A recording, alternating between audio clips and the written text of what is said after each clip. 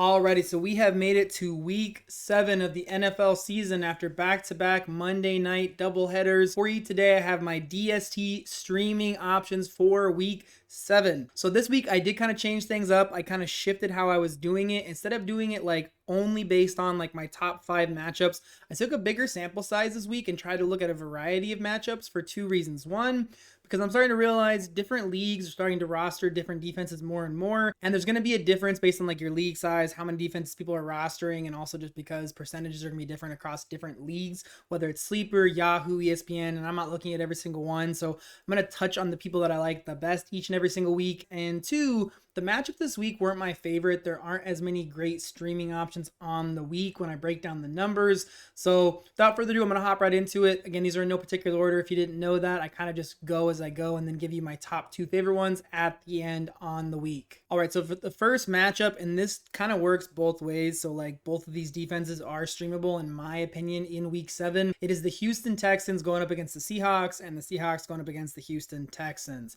Both of these teams' defenses are getting sacks, they're getting interceptions, they're causing forced fumbles, they're not letting the other team move the ball down the field effectively, and they're not letting the other team score the football effectively. They're ultimately both being really good defenses, so it'll be kind of an interesting week. I think if you wanted to stream Houston, you're banking on the fact that Sam Darnold is going to have a hard time with this matchup. Not only is he going to be getting rushed pretty heavily by the front 4 of Houston, but also they haven't really faced a secondary like the Texans. That should set it up where JSN's a little bit more limited, and if he can't get the ball to JSN, which has been like the super hyper efficient check down, easy blanket, pass the ball down the field kind of guy, like he's doing it all for this team in the passing game. I don't know how effective Sam Darnold will be in week 7, so I do think it sets it up where you can't run the football on the Texans. If he can't pass the ball to JSN, I think this offense shrinks very, very rapidly. On the flip side for Seattle, as far as yards, points, sacks, interceptions, takeaways, like it's all about the same. It's pretty dang close. Seattle's a little bit better statistically than Houston is, but on tape, they're pretty similar. When it comes to Houston though, their big strength right now, as crazy as that sounds, is really nothing on the offensive side of the football. It's more of getting the ball down the field with CJ Stroud. Their offensive line is not that great at protecting him. I do think Seattle is going to get a decent amount of sacks in this game, so that should set them up where they're a little bit more efficient to stream in week 7 than Houston. It's going to be one of those weird matchups where it could be a really big like defensive slog, or it could be that one of these defenses can't keep up with one of these offenses. I think it's going to be more of a defensive battle.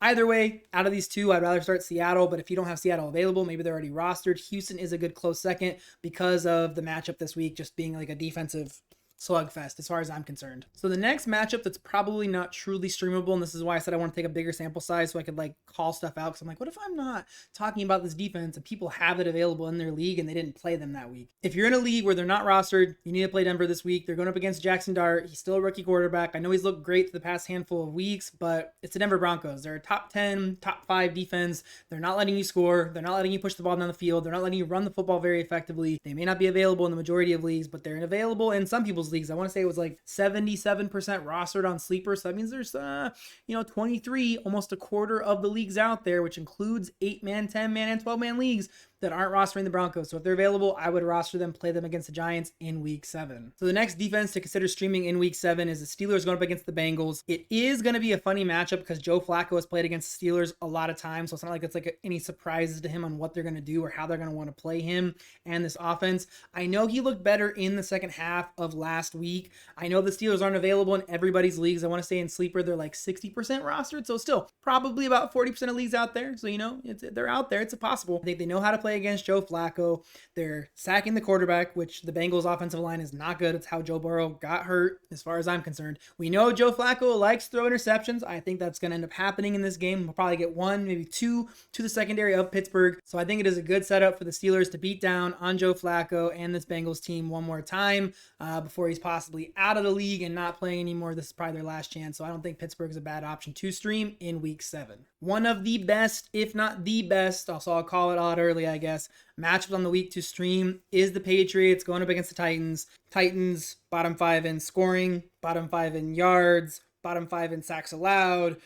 I don't think they're bottom 5 in interceptions for Cam Ward at this point in time, but it hasn't been anything too pretty. Like it's pretty bad for this offense for the Tennessee Titans. Christian Gonzalez is going to play. The Patriots don't let you run the football. Like Tony Pollard's in trouble. Tajay Spears is in trouble. Cam Ward's in trouble. I think I'm just like visualizing like sacks, interceptions, fumbles, low scoring or no score maybe, low yardage. Like the Patriots are going to dominate this matchup against the Titans. I think the Patriots are probably, call my shot now, probably the best matchup to stream if they're available in your league in week 7. So another matchup that I do like on the week, it is Kansas City going up against the Las Vegas Raiders. Kansas City not letting you score too many points, not letting you get too many yards. It's not too elite, but what do we know about the Raiders? Not scoring a lot of points, bottom 10 in scoring, bottom 10 in yardage. They don't look that great. Geno Smith is throwing a bajillion interceptions. Geno Smith turned the football over.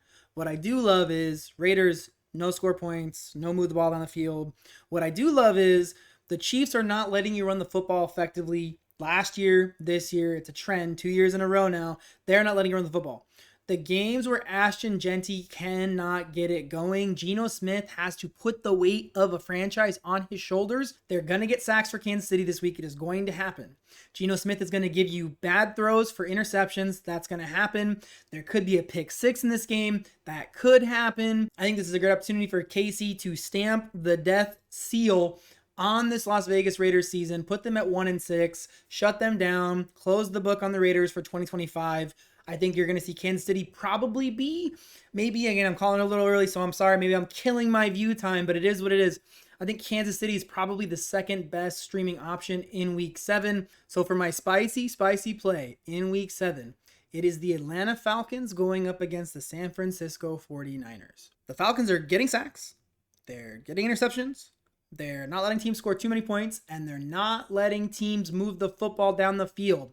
Whether passing or running, they are not letting it happen. If we saw what happened with them against the Bills, I can only imagine what they could potentially do in this game against the 49ers in week 7. It's not my favorite matchup on the week. I'll be honest and admit it. But if you were looking for a spicy matchup and none of those teams that I have talked about are available, I can almost guarantee you the Falcons are available in your league.